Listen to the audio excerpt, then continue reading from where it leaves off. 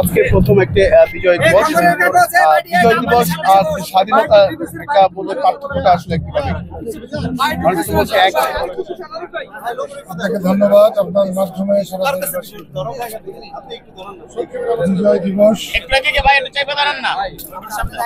ঐতিহাসিক ঘটনা।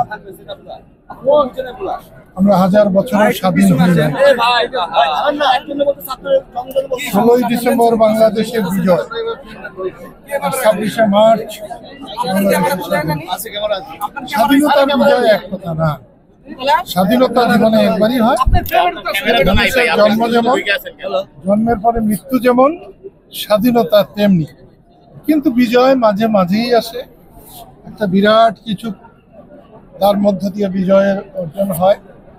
এবং 24 সালের জুলাই অগাস্টের সত্যি একটা জাতির একটা ঐতিহাসিক বিজয় এসেছে। এই দেশ মানুষের দেশ, সেই দেশকে মানুষের চাহিদা মতো পরিচালনা করা হয় নাই। তার কারণেই মানুষের বিক্ষোভের কারণে বৈষম্য বিরোধী আন্দোলনের সফলতা এসেছে। আমি সেই সফলতাকে অভিনন্দন জানাই, ধন্যবাদ জানাই, আন্তরিকভাবে তাদের শুভকামনা করি।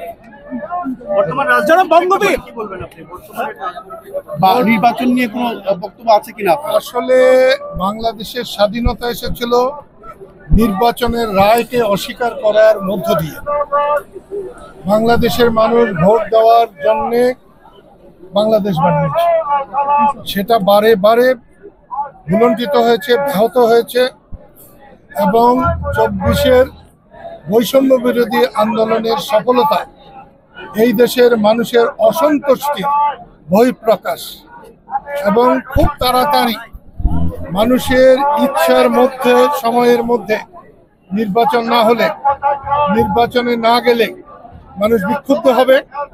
শেখ হাসিনার প্রতি যেমনি বিক্ষুব্ধ হয়েছে, তার চেয়ে হয়তো বেশি বিক্ষুব্ধ হবে। আচ্ছা, রাজনৈতিক পট পরিবর্তনের সঙ্গে ইতিহাস বিকৃতি বা আলাদা করা হয়, এই ব্যাপারটাকে আপনি কিভাবে দেখেন? এটা বন্ধ করা উচিত?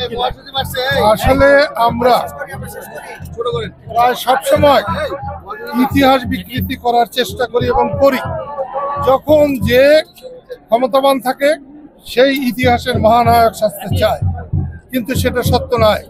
অতীতকে ভুলে গেলে বর্তমান যেমন নিপতিত হবে, ভবিষ্যৎ অন্ধকার হবে।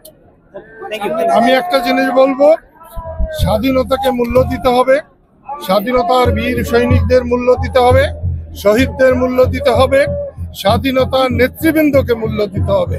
তাদের অস্বীকার করে আমাদের ভবিষ্যৎ ভালো হবে না। এই ক্ষেত্রে বঙ্গবন্ধুকে কোনো মতেই অস্বীকার নয়। এক্ষেত্রে আরো বলবো, সারা বাংলাদেশের অর্ধেকটা পুড়ে জ্বলে চারখার হয়ে যেত, কিন্তু বঙ্গবন্ধুর জাদুঘর পোড়া মানে অসভ্যতার শেষ সীমায় আমরা পৌঁছে গেছি। হালাকু খান, চেঙ্গিস খানেরা মিশর সভ্যতাকে ধ্বংস করার জন্য তারা মিশরকে জ্বালিয়েছিল। ঠিক তেমনি বঙ্গবন্ধু জাদুঘর পোড়া সবচেয়ে বড় অন্যায় হয়েছে। এবং যারা আজকে সরকারে আছে এবং আন্দোলনে সফল হয়েছে, তারা এর সঙ্গে নাই, এ কথাটা তাদের বলা উচিত ছিল এবং দুঃখ প্রকাশ করা উচিত ছিল। আপনাদের ধন্যবাদ।